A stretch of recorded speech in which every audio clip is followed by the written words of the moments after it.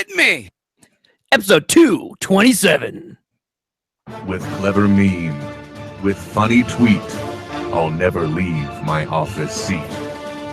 Those who think they know what's right, listen on Sundays to NetHeads, all right? You've got to throw some cold water on this situation. Start talking about nerd stuff. You know, nerd culture is mainstream now. So when you use the word nerd derogatorily, it means you're the one that's out of the zeitgeist. Quiet, numbskulls. I'm broadcasting. This is NetHeads with Will Wilkins. Oh, that's right. Coming from the background, somewhere way Midwest, is Trent Hunsaker announcing himself. Opening this one old style, man. Yeah, folks, doing it old school with the old intro, circa 2010, 2011. When we first kicked things off, well, actually, I don't even remember when we integrated the with Trent Hunsaker, which is probably one of the laziest forms of post-production work ever. I don't know what you're talking about. I think it's beautiful. Because I literally just said, here's what I want you to do, Trent. Just start the recording, step away from the microphone on the other side of the room, and then just yell, and Trent Hunsaker. Like from the background. Yeah, and it played out perfectly. By the way, I don't think I announced to anybody, so if you'd like to, that you can watch us live at netheadsonair.com, and you can also listen to us live. What's the name of that place? Smodcast.com. Or, you know, I can hit, the nice thing is I can hit a button and at smodcast.com. There we go. Oh, you can have it still there. I have a backup. I always have some Trent. Well, and for those of you out there who want to participate in the show, whether it be currently right now or later on the podcast, be like RollerDogNC on Twitter. Use the hashtag NetHeads. I tweeted out, said, guess what, party people? NetHeads coming at you. And then he replied, oh, man, I just cleaned my face, neck, and chest. Hashtag NetHeads. Oh, I get it. I get what he's saying. It's like Timon and Pumbaa. Never mind. Now I'm so confused. I think the other one is a title that you can only get in that section that's behind them hanging beads. Oh yeah, them hanging anal beads. Or wait, what? Is that what they were? No. Boy, that put a whole new spin on that area. Well, they are very small for anal beads. I'll tell you that. You got to work up to it, though. I understand that. Okay, fine. You just, you gotta learn to crawl before you can walk, man. I literally have no idea what's going on. So, also, if you want to give us a call, you can. I guess the best way to put it right now would be you could try. Yeah, give it a try. We'll see what happens. No promises, and that's many different numbers. You got YakBet 9020. YakBet 9020. 866-610-9455, or if you just have Skype and you understand how it works, we're NetHeads on air via Skype. Probably the easiest way. Yeah, no promises on if it'll work now, though, because I've said it before, Trent. You know, the situation here in the studio, quote unquote, which is my home office. Yeah, literally the stuff that is on the wall behind me is always there here in my home office. If I were to have to do video conferencing. Yeah, I was gonna say you'd have to move things around. No, I would not. I would just say this is my background. This is my wall. Deal with it. Yeah, because it's my wall. Yeah, deal with it. You're unapologetic about your wall, man. Very much so. But anyway, I've said it a few times that the studio lately kind of feels a little thrown together, right? And I actually had an amazing amount of energy or drive kick in this week. I know I've made a few comments about it in the past. But I'm proud to announce that this is probably the first time in forever that I don't have to worry about wires on the floor if I wanted to run the vacuum cleaner in here right now. Oh, isn't that the worst though? When like you can't ever like get that one spot like dust free because of the wires. Yeah, exactly. Well, and I also have look at this. By the way, Trent, this just breaking news 33 minutes ago. Unfortunately, apparently boned by Air Canada, Kevin Smith is cramming his fat ass into a seat on Southwest Air again, so we can talk to 1,000 people in Denton tonight at 8:30. So you cock smokers in Denton better be happy. Whoa. How about just Denton?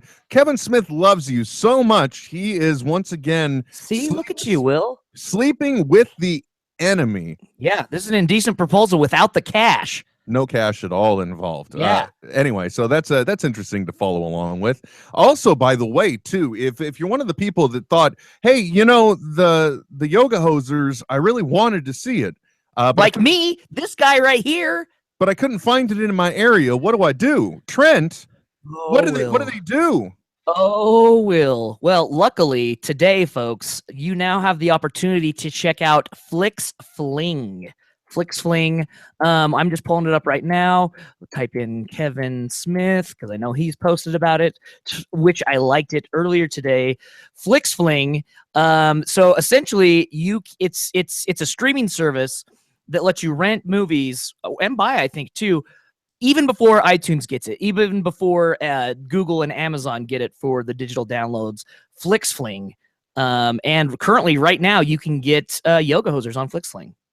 You can, and you can get it HD or and there are, by the way, you may want to check because there are devices that also support FlixFling. FlixFling. They also support it, so you can now. I think, how did Kevin put it on his Facebook? He said that finally you can watch this movie the way it was intended while you're sitting at home stone surfing the internet. Yeah. For before he had iTunes or Netflix, see the movie critics hated more than Suicide Squad, but less than The Love Guru. I like that because I think The Love Guru, that's one of those barometer films, isn't it? Oh, dude, it really is. It really is. I wouldn't know because I haven't seen it, man. No, neither have I. And here's the thing, I love Mike Myers. So it's a double-edged sword, right? It really is. It really is. You know what, Trent? I got to tell you, it really, really, really, really, really, really, really is. Actually, that's kind of exciting now because because I got to tell you something. I have actually only seen the movie at home. I didn't get to see it at the San Francisco screening. Right. I got to see Yoga Hosers at home. There were 2 Blu-rays, and I got to take one home temporarily. Hashtag job perk. So I was able to see it at home, and it's the only place I've seen it at. And I gotta say that it almost, and I don't mean this in any form of disrespect to the guy that's nice enough to let us have our show here. For sure. It really is. I think it's more of an at-home type of movie. For some reason, it just I enjoyed it at home, and I'm not sure I would have had the same reaction in a theater. I just think comedies in general kind of lend more to that personal experience that you have at home. Like I've said, there's very few regrets I have in my life. One of them is not seeing Pacific Rim in theaters, right? That's one of those films that lends to the big screen, the ginormous audio. Comedy, it almost lends better to a beer in your hand and a buddy giggling with you on the side, which you can't do in a theater. Yeah, you can also, you can imbibe in whatever it is you imbibe in. And I also like watching at home because if something comes up, you can pause it. You can even wait, what just happened? If you're watching it yourself, you can run it back. Yeah. But there are certain things that they just lend themselves to the home video experience better. And I got to say, too, if you want to run parallels, because I've seen the man himself run a few parallels between this and the Mallrats experience. Mallrats is actually one of his now most loved and adored films. And 20 years ago, it got the exact same type of reviews. So, for sure. It'll be interesting to see what the world thinks of this 20 years down the line. Because really, that's one thing that I think there's a certain bankability on. And that's the performance of a Kevin Smith film in the home video realm. Yep.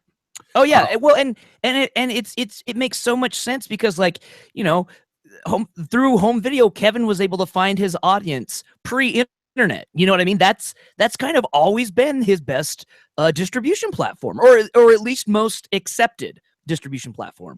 I think the thing that I'm going to look forward to the most, personally, is going to be the time when he actually does another one of these movies. Because right now, the movies he's doing, there's the TV projects, which are for everyone. Yeah. And then lately it seems like there are his films, which are generally, and he's even said this, they're for himself. Okay. Totally. Why wouldn't they be? Yoga Hosers got made because he wanted to see a movie that his teen daughter could see that shows girls is in the lead, and and if nobody else was going to make the movie about 1 foot tall bratwurst Nazis filled with concentrated sauerkraut. It just nobody else was going to do that, so he did. That's how we got Yoga Hosers. And the other bizarre thing out of this that you take away is that it's actually easier for him to, and he said this recently, to get funding for Tusk and for Yoga Hosers. Oh, for sure. And Moose Jaws than it is for a Clerks 3 or a Mallrats 2. Yep. Yeah, So, with established properties, it's a huge gamble in dealing with and furthering that brand where you're starting with something new. It's kind of we'll see if it works. If it doesn't, no big deal. yeah, exactly. But what I'm wondering if Moose Jaws will see any theatrical, or if you'll just be able to. And I'm not saying this is a possibility. I know I sometimes can talk from an inside baseball position, but I'm just saying I could foresee a day when you literally are just going to smodcast.com, stream it from there. You're entering your information in, and you're seeing his next film. Yep. Yeah. I mean, we are so close to being able to provide that, whether it be through like an Amazon cloud-based server. The only thing that would really stop anyone from doing that is kind of a universal player, right? That would get it onto all devices, and make that doable.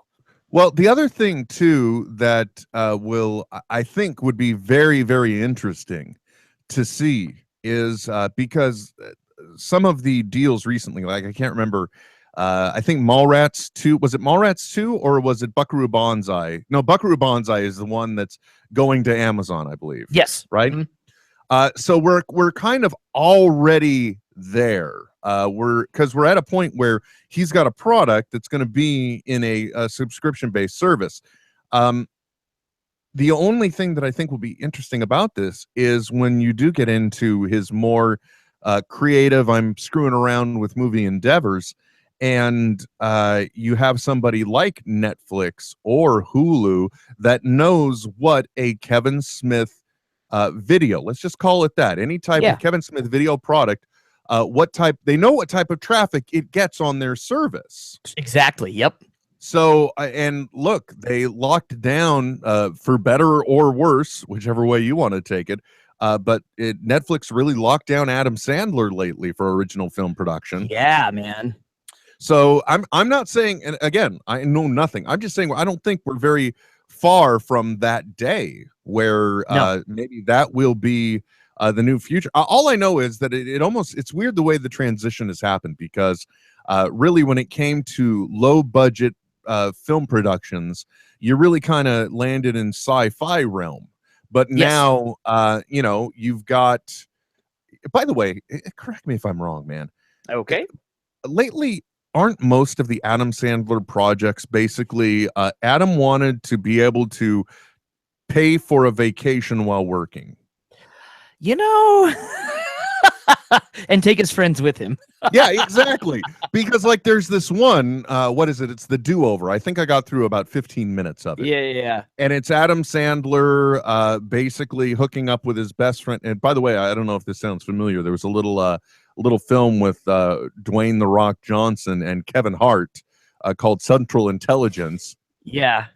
And then you got The Do-Over. So this buddy hooks up with his friend from high school at the reunion, and they end up, the buddy ends up like doing a do-over. It's like it made them look like they both were killed, and now they're going off and living life on this other grand adventure. But suddenly they're in the Bahamas. Mm-hmm. You know what I mean? It's like, wait a minute, you went from the suburbs to the Bahamas. Yeah. There was also his the 51st Dates. That was the Hawaiian vacation. Correct. One of his more critically acclaimed and more popular Adam Sandler films. It is without a doubt look, it's on. I may as well watch it kind of film. Yeah. Then I'm thinking of the Blended one, where he was once again with Drew Barrymore, and it was another exotic location like Africa, I think. Yeah. Both of the Parenthood movies are like summer camp in the upper New York state or whatever, or Vermont. Filmed somewhere in Canada. Some, but it's like all of them. It's like it's this endless series of Adam Sandler vacation films. Yeah. The only one that wasn't was Pixels because he had to get repatriated at home. Ooh, wow. Not critically acclaimed. No, I think Sony just kind of wants that one to not go away. reviewed well. I don't know how we got on all the but anyway, so Flick Sling, you can see the new Kevin Smith movie Yoga Hosers and check it out. While we're talking about kind of how Kevin has found his audience through home video, dude. I know I've mentioned it in the past, but the World of Kevin Smith public group on Facebook, it's so funny. Not funny, just rad that like everyone is always posting their secondhand store and their garage sale finds of like View Askew films. You know what I mean? So it'll be like, how did anyone let this go? And it's like the Clerks 10-year anniversary DVD, or how could anyone get rid of this? And it's the first VHS release of Mallrats or whatever. Like, it's so great, and like people are so stoked to find it that they just gotta throw it up there. By the way, NetHeads fans in the greater Los Angeles area, if you ever come across the yes a DVD copy of, I think, Jay and Silent Bob Strike Back with the signature on it that says Will and then Kevin Smith's signature, I'll happily pay you for whatever you paid at the garage sale for it. It needs to come home. There's also a signed copy of Dogma that's kind of it's missing. It's got a joke about Ben and Matt on the cover, and then it's so anyway. All I'm saying is maybe I should join and post to that Facebook group. Just saying, by the way, if you're in the Woodland Hills, West Hills area, please be on the lookout. Will, I can't help but notice the T-shirt you're wearing today. Oh yes, Trent. I have to tell you here. Let me get rid of my lower third since you're not even using it. Yes. I'm proudly wearing one of my, and by the way, I do remember too, I need to send you some moolah for the Comic-Con run, but it's one of my favorite T-shirts in this world. And I got to tell you too, it is one of the best designed T-shirts ever. In both in its simplicity and eye-catchingness. Because I'm serious, dude. I will be walking in the grocery store. Yeah. And I'll just, complete strangers will just say to me, pew, pew. Pew. Always, so man. Awesome. But yes, why do you note my wonderful T-shirt, Trent? Well, I note it because using the hashtag, no, not using the hashtag, but just tweeting to us directly. MRZ92243 asks what happened to the shirts. Got them, and today I am actually wrapping them up and sending them off probably first thing Monday morning. So I'm getting them all packed up, sending them off Monday. So if you have bought one, that's where they're at. Awesome. On their way. Awesome. And you know what I think too? I mean, I got to tell you, Trent, they're really, I don't know how online T-shirt sales work. I have no clue. But I mean, this is like something that should be, I mean, people should always be able to order from you somehow. And yeah, and I'm working on some different things, maybe with some actual T-shirt vendors, because people have shown so much interest in the design. So I'll figure something out. Not to mention the rad ray gun logo that's on the back. I mean, it's pretty cool. The thing that I love is you almost like had the foresight to cover your bases, because it says Death Ray Comics and then it just says Logan, Utah on it. Yep, that's it. So it's just perfect and beautiful in its simplicity. Implementation. But I'm not kidding. And for those of you that can't tell the detail on this, especially if he does get it to like an actual vendor or something, if you look at this, it's actually it's only two colors. It's red and yellow. Yep. But the design uses the black to its advantage. Or totally, yeah. The negative space on it works out perfect. So one of the things, well, anyway, keep an eye at deathraycomics.com for that as well. And we'll naturally, anytime they're available, we'll announce them here, because we'll tell you about them. Because it is the most requested and most liked T-shirt that I have. Yep. Let's put it this way: it's one of the few T-shirts, Trent, where if I saw my wife was wearing it. Yeah, might be a little annoyed because it means it's clean and I didn't get to wear it. Yeah, and you didn't do it.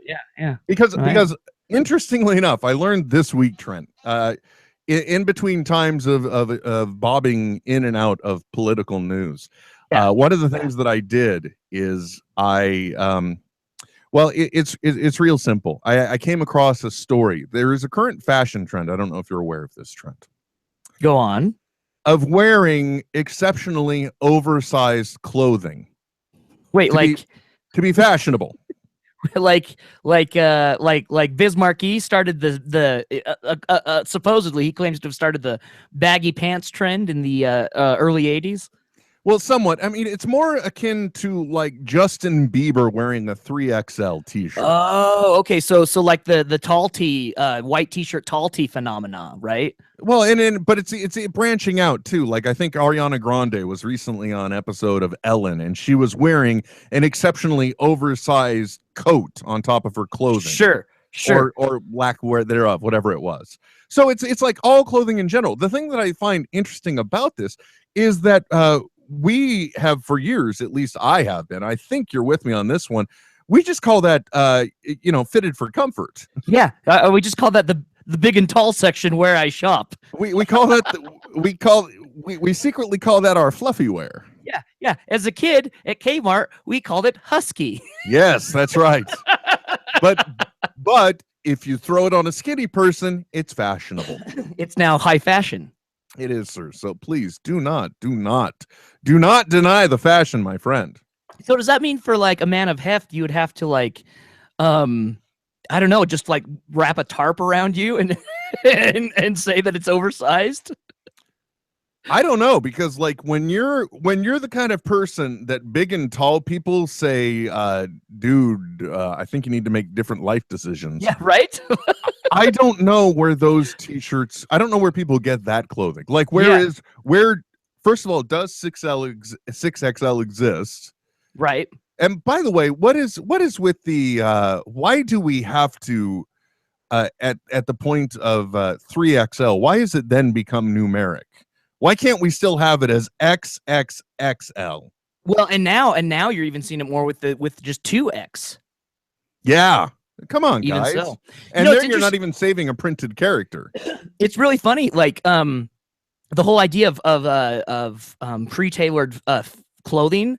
99% Invisible had an episode on this not too long ago, and it was all about ergonomics and how and the ideal average, the law of averages.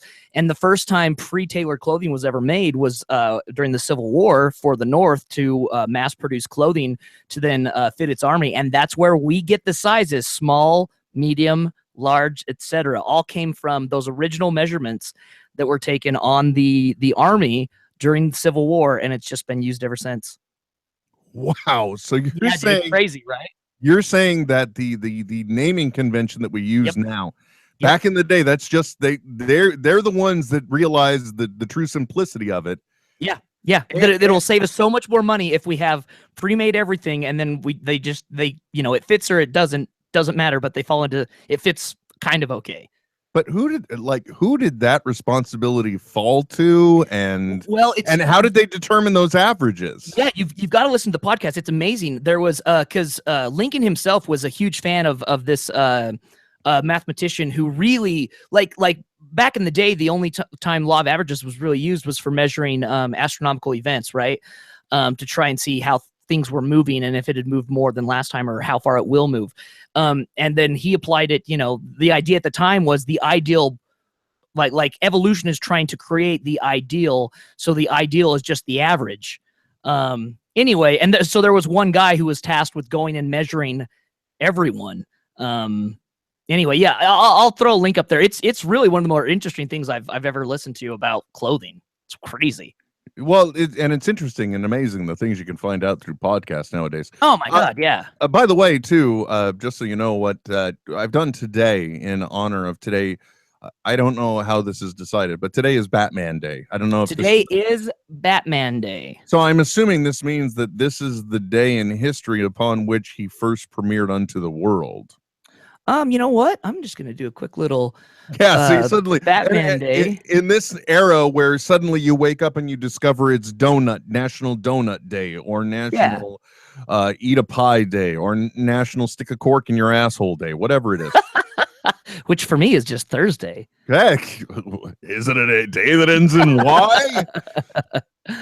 Let's see here. So, So one of the things that Trent got to enjoy pre-show today was me taking a cable wrap piece of Velcro and just making it like 3 layers of the material and sticking it under the webcam so I could have the Dutch tilt in honor of the Batman, which was introduced in the Batman 66 TV show, if I'm not mistaken. Yeah, well, and it works so great too because the arm for your microphone is at its own angle, so it just skews everything even more. Yeah, and if there's anything you know about me, I love being skewed. But actually, I like it because now you get more of an idea about Iron Man being there and Spider-Man being here and BB-8 and a little Deadpool over there. Yeah, just over there on the little side. Never really saw the BB-8 before.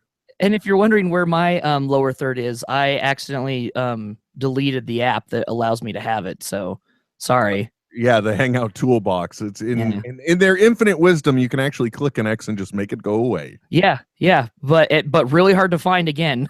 Oh, well, what you would there's 3 dots at the bottom of the menu. Yeah, I know, but I'm still add apps. Yeah, then I go to add but there's no search function. There is no search. What about recent? And it's not in my recent. Oh, because you see, I see the Hangout toolbox right here. It'd be nice if I could just like copy a link right now. Isn't that weird? But I can't. So weird. It's so weird. Well, there we go. There's one. Okay, hey, look at that, folks. Well, it's downloading. And another interesting thing about troubleshooting things right on the air. I started off talking about how excited I was because all of the cables are routed now within the desk. Yeah. I had an old cable router that I was able to utilize. It's basically just, it really looks like one section of your dishwasher drawer that's got 2 posts that attach it to the table. That's what it looks like to me, but it's black and powder coated. So I've got that for organizing one set, and I got a hole in the desk on this side by the mixer because that's where most of the wires come up and down. Yeah. And then over here on my left, what I also did is I just went and I took temporarily, it's not a finished job because I got to figure out what I'm going to do over there, but right now I've just got some standard clamps holding the wires. Give them the clamps. Give them the clamps. Yeah. Well, also I've got another monitor arm over here, and I utilized some dead space in the clamp there to route cables through as well. So I was really excited about that, and I was thinking to myself the other day because while I was cleaning, I found a piece of evaluation equipment that somebody had sent me ages ago, and it's basically no bigger than a deck of cards, Trent, but it's a small computer. So I set that up, and I was testing it, and I was thinking to myself, if I could just put this over here, I could move the Mac over to my right and use the Mac for our show sound effects. Yeah. And then get rid of the bulk of this laptop on my desk. Now, mind you, up until this point, everything worked. I even pre-tested yesterday. This morning, though, today when I went to go turn on said laptop, all I got is a black screen and a white blinking line. Oh, so Lord. Fortune favors the foolish. I'm mere steps away. Now, the only thing I don't like is now that I've got all these wires clamped down and all this shit routed. Yeah. I've got to deroute it now just to be able to get one power cable out. Oh, Lord. Yeah, it never ends, Trent. But more importantly for me, the one point I never got to is that now I don't have to have the fear that if Blair decides to go dashing under the desk, that she will pull all of creation down upon her. Or clothesline herself on it. Yeah, that too. But she's never. More to the point, kids don't tend to so much impact as they do hook and drag. Really, they're more of the undercarriage of your car to a floating grocery bag. Yeah. And if they hit it while going 88 miles an hour, they will go back in time. Exactly. And given the amount of crap that I've got here on my desk, that's a very real possibility. So you've got enough gigawatts going through there. Well, the other thing I love too, because this has been a building project. It's one of those things where you just go bit by bit when you can. Like you see a lightning deal on Amazon for 12-port power strips that are arranged in a way you can use standard cables on the middle. Yes. And then your power bricks can go on the outside. Hey, we're talking tech here on NetHeads, folks. Heyo. like I had those, so I got those mounted under the desk, and I got all the power arranged, and then you're finally done, everything looks good, and then you think, oh well, what if I put one thing over, there's no power left over there. Nope. But I was able to, I counted it, I literally took out from under this desk and one from the other room, I could see it now, 5 power strips eliminated. Holy shit. And tell you what, dude, any fireman will tell you that is a lot safer. Yeah, right now I've got yeah. each power strip is just drawing individual power from the wall. So at least amazing. Yeah, that's the way it should be done. The only bad news is the entire production can be undone by one light switch. Yep. So anyway, that was so it was interesting that computer died. So like last minute, part of the reason we started a little late was I quickly downloaded the software for playing the audio on right now that miniature computer, just because it was up and running. I'll be undoing this in the future. Dude, you know what? We should look at, and maybe you already have done this, and I apologize if you have, but we should look into that software company and be like, hey, we're big fans of your product. I mean, maybe you would want to throw us a bone and we could talk about it and how much we love it. Oh, you mean the audio playing thing? Yeah. Like, turn it into an ad. It really is one of. Yeah. It is a great product. Especially if you want to do what we do. Generally speaking, there's many different ways that you could structure your podcast. You could have it just straight talking, and then in the future you're boosting or you're mixing in audio and everything else, and you're assembling all your pre-recorded audio into one master recording. Or part of the reason, believe it or not, we like doing this show live, at least I do. I like recording it as live, as though it were a show. Because even though you wouldn't know it from the posting times of the shows, the delay involved, but it literally is as simple at times as just taking all of the pre-recorded audio, running a little cleaning on each channel, and it's done. I mean, it is end to end a show. Exactly. It eliminates us having to have essentially like a producer. Do you know what I mean? That would have to go in, and an editor to go in and clean it up afterwards, which a lot of podcasts have someone not on the show, and all they do is get it ready for production, because it can, if not done, the way we do it, can take a shitload of work. Yeah, or when you don't, and that's the other thing too, I gotta say, this would not happen the way it does if there weren't the familiarity between you and I. I mean, oh, for sure. And like we said last week, like, the videos only help that, I think. In many ways, yeah. Because I do love being able to see you when you talk. It really adds to the experience. Totally. And the fact that we're not really seeing any negative impact on the actual use side is a definite plus. Yep. No, I totally agree. So anyway, that was interesting to have that little glitch ahead of time, but having that sort of virtual playback machine for the audio when you're going with this approach, when you're just like recording it as though it were live, this is it, folks, and then when it's over, it's over. When you do that, having something like this where you can have multiple sound, I mean, with this thing, it's great. You can not only have multiple sounds mapped to, you can have a single sound mapped to each key of the keyboard, but you can also save different mapping. So like, let's say on the fly, you just have like 6 sets of sounds you always use, and then you maybe do other logical groups of 6. You could then quickly load alternative sound banks and play a sound effect from it, and then go and switch back to the other one. I mean, it's a really way too complex than I would use live in that manner, because that just sounds terrifying, especially given that things can overheat, and we're talking about the sounds. That's the only fault. You really want to have a system that has a lot of memory, because it does load all the audio into memory. True. Yeah. So yeah, it is holding it all. There's no like probationary like streaming in a cloud or anything. It's all local. But to that end, we don't have hiccups with it that way. Not in general. Not unless the entire machine goes tits up, which has been a few times now. And I'm not misogynistic. I'm talking about flabby man tits. Yeah. Tits up on a bearskin rug, folks. Damn straight. So the good news, I think, Trent, is right after we do this show, I will release our last show that we were nice enough to record. Yeah. And I've been starting to think about different things, Trent. Especially considering in many ways it seems like the YouTube video, only helps add to the laziness of not putting the audio podcast out. Sure.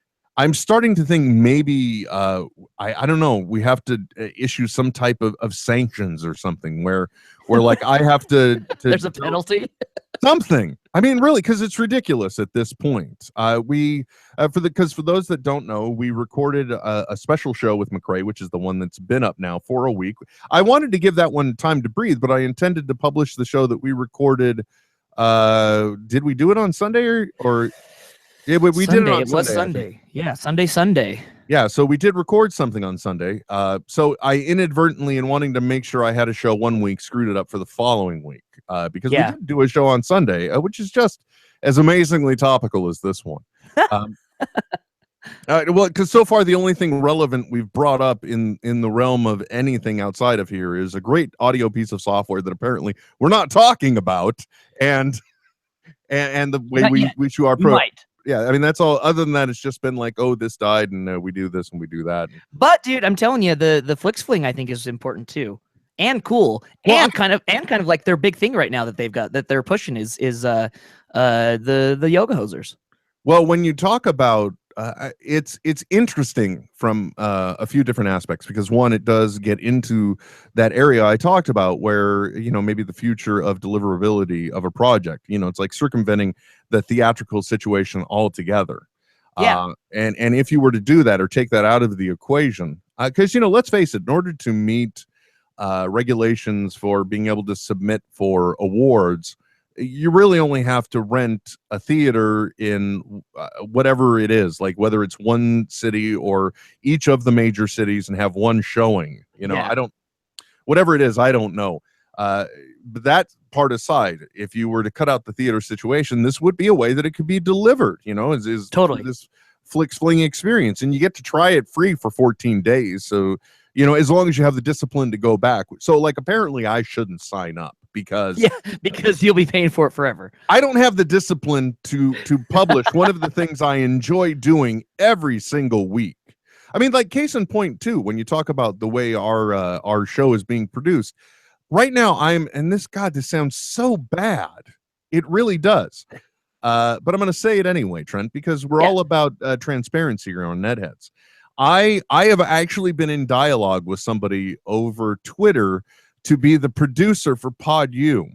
Oh, nice. Because here's the stopgap, folks. Okay, let's be very clear. Pod U was an item that was requested and it was implemented. And the only problem with it is right now I don't have the time to listen to the podcasts that I do enjoy. Yeah. And let alone.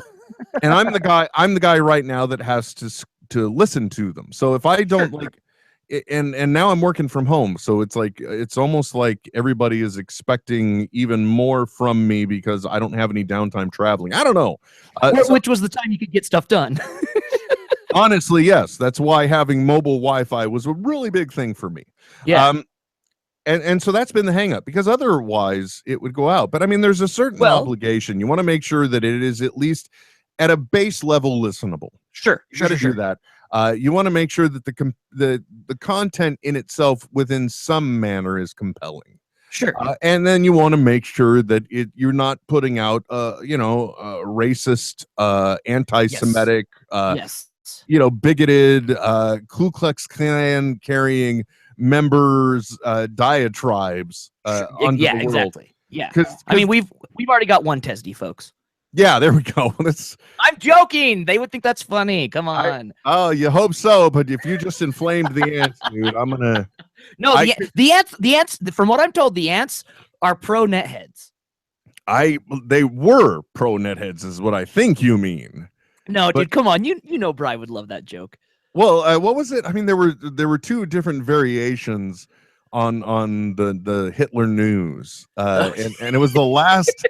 And it was the last name that they used that I really enjoyed, and I can't remember it off the top of my head. Yeah.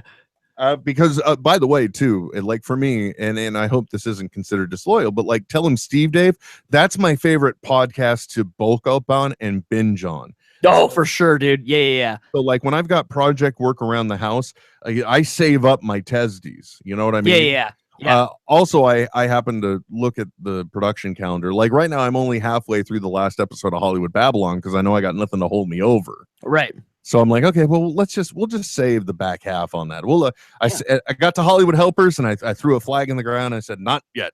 You can Well, have I'm that just- in another week. Well, this is something we can talk about offline, but I'm just saying off air. But you know, my job lends to a lot of podcast listening. If you needed a pre-filter vetting process for some of those pods, let's talk. Well, now you see, I never knew. I thought Trent is so overrun with podcasts. I would never look to put upon you on that. But had I known that you had an interest on it, I would not have been teasing the dick of somebody else on the internet. Just saying, you know, I got now I'm paid not to talk to other people and and just work at the computer with my headphones on. Very interesting. Well, I think maybe this should right now. There's somebody listening to NetHeads who just went, fuck. You know, like I had my foot in the door. I was about to get in, and then that damn Hunsaker. I don't want to step on anyone's toes. If you got things going, then let it ride. No, nothing's been formalized. It was just anything literally help. me dialoguing the fact that I don't have time to listen to these things. I mean, it just sounds. My problem is it sounds so uppity to say I don't have the time to listen to these so I can understand. Because literally, I just want to be a talking head chimp for this one. I want to be told. Yeah. I want to break down. I almost literally want a teleprompted script for me to just sit down and talk about what it is. Yeah. And that way, then after the fact, I can listen to it, knowing my time is safe listening. To it. Yeah.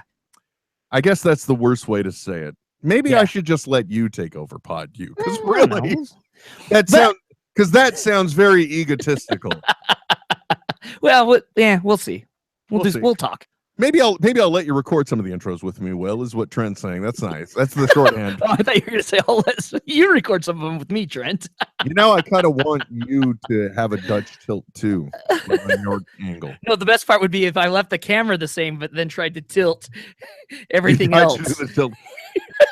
You're like, Trent, you can't change the wall. I'm like, no, fucking leave me alone. Will Kent comes outside and you're taking a hacksaw to the legs on all those shelves back there, and he's like, Trent, I really don't think this is a good idea. Yeah, there's better ways to do this, Trent. Like, screw you, I'm gonna show you. Damn you all, I'm gonna show you this can work. Teach you to reign in my fucking dreams, pieces of shit. You. Well, Trent, I don't know. I guess now is the time where I got to ask, is there anything you wanted to talk about? Because the reason why we're recording this on a Saturday, folks. Yeah, let's address that. Tomorrow is my 22nd wedding anniversary. Feliz aniversario, mi amigo. Gracias, senor. Now, here's the thing that I never realized about this, and I'm speaking out of school a little bit here, but my wife the other day got really, really emotional over the fact that she realized that my daughter is now just 6 years younger than my wife was when she met her husband. Holy smokes, dude. My eldest daughter is only 10 years younger than she was when she got married. Man. And let me tell you something. I was looking at this from the other side of the coin. Sure.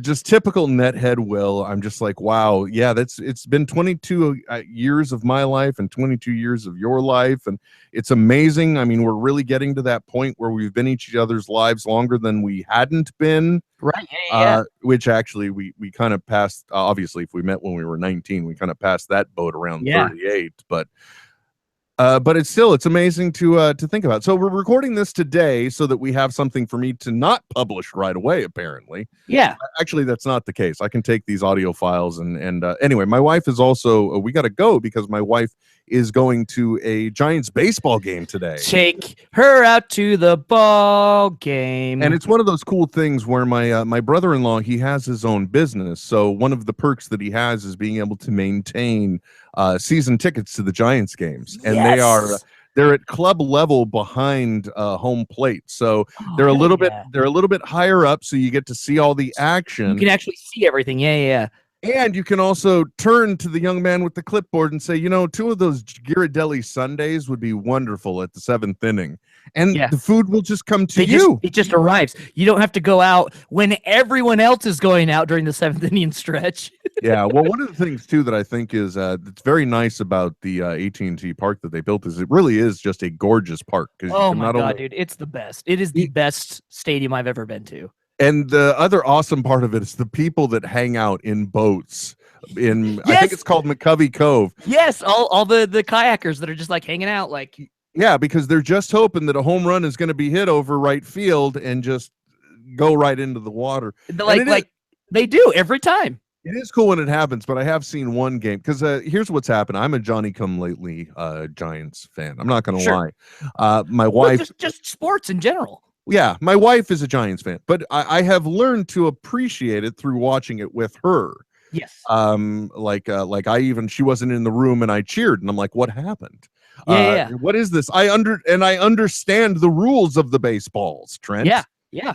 The other thing that I find is not a big sports fan that's really fun is that you, especially when you have had someone in your life that has had and still does have Tourette syndrome. Is you start to look at behaviors a little differently because that's one of the things you can see from Tourette syndrome is that the development of certain tics happen in patterns and that kind of thing. Sure. So because honestly, it looks like every person that plays Major League Baseball has a little bit of Tourette syndrome because they all have their repetitive action. So much so, there is a guy that's on the San Francisco Giants team who I have just from now on within my house, he will be referred to as Dustin my nutsack. Because he literally goes up to the home plate, grabs a handful of the dirt, taps it on his sack twice, then proceeds to rub it between both hands and grab the bat every time. Player's last name is Gillespie. If you want to watch the Giants game that's on tonight or any Giants game, and he is at bat, I guarantee you will see this. That's awesome. Well, and baseball players, not unlike goalies in hockey, are the most superstitious people you will ever meet.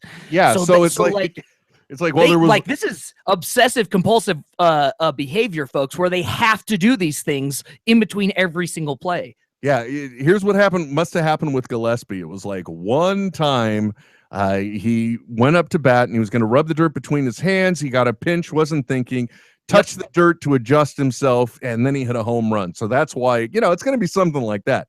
Still very disturbing to it can't be unseen is the whole point, Trent. Right. Well, that's interesting that you bring that up because I actually listened to one of my a great podcast on Radiotopia called Radio Diaries. And it was kind of a two-part thing. One, so this I want to say he was 16 or 17 at the time, did just kind of this like little radio diary, just recording himself on tape as he went off to like a summer camp, and he has Tourette syndrome, and he was just kind of talking about what it was like meeting friends, and then and it's more than anything, it's a story about him getting his first kiss, which is awesome. And then they revisit him like 10 years down the road, so he's like 27 now, and yeah. Anyway, it was a really interesting thing, and how it was really cool to see how the people that he interacted with were kind of shocked to know that he had it, and then how it didn't really affect how the new people, at least he affected, it didn't affect how, or who he met, didn't affect how they met him, but the people who already knew him only knew him as that stamped Tourette syndrome guy. Do you know what I mean? Yeah, gotcha. It's a great listen on Radio Diaries if you ever want to check it out. There you go. There, look, quick reference thrown out to you too. Well, that's nice. Yeah. It's nice that you're looking out for the people, but I got to look out for my own ass. I got to pull the ripcord on this because all right, pull tight. My wife's got her Giants game to go to, and go get your Giants on. And handsome, Coliseum workers or park workers bringing her food and. Yeah. She's going. I think the thing that I love the most actually about her doing this is that she is going to be wearing my heavier American Giant hoodie to the game. So nice. Even though I'm not there, it's like I'm with her, anyway, protecting her, keeping her warm, keeping her safe. Yeah. Through the power of my hoodie. Yeah. Your essence. Maybe not the right word. Nah, I don't think so. Anyway, I hope your essence isn't on it. I don't even know what to say. Until next time, folks, my name is Will. And I'm Trent. And you've been listening to another edition of NetHeads on the Smodco Internet Network. Sin at smodcast.com. Oh, whoops. See, this is the key mapping thing. I put the wrong one. Shh, quiet. Hold on. I can. Oh, just, sorry. I'm going to leave it in. Like, I'm going to cut around it. I'm Yeah, so lazy. let's be honest. NetHeads. This is NetHeads with Will Wilkins and Trent Hunsaker. Signing off. I know, right? But stop being a little Nancy and deal with it. NetHeads. NetHeads. We'll be back soon. Goodbye. This has been a production of Smodco Internet Radio. Sir, only at smodcast.com. Wow, I can't believe that of all the things that came up, the actual proper closing music was there. Yeah, it actually worked. Yeah, but you know what? There isn't. There's absolutely positively no stinger viewable. Well, that's fine. Is that where I just laugh at the end? Yeah, and then it just does the do do do do do do do do. Except it doesn't sound like two grown men saying doo doo.